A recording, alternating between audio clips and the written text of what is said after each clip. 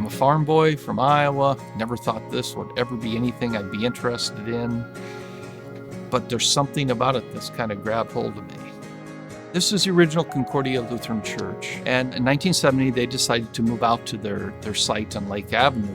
There were some members who didn't want to go. And there was another little Lutheran church down the road called Good Shepherd.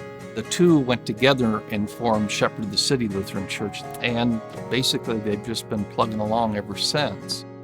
Everybody has the same needs, but suburban members of the churches tend to hide their needs behind their white picket fences, and everything's lovely and perfect in our life until it's not, and then it just...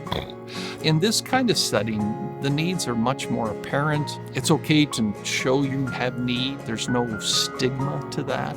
And the biggest difference, the thing that really drives all of that, is that issue of poverty.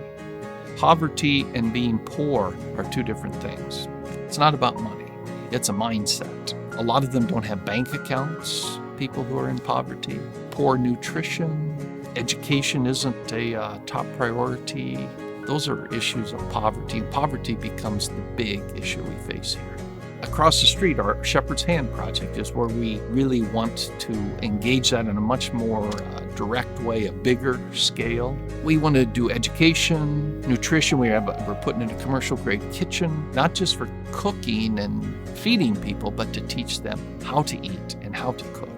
We also want to have some wellness opportunities for the people there.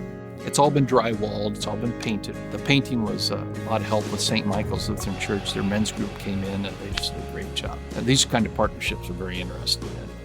But the commercial grade kitchen is the thing, because it's very expensive. The rest, that'll come along, no problem, but that'll be the big one. Now, with Lutheran Foundation's matching grant, once we raise the monies to match it, that will get us there.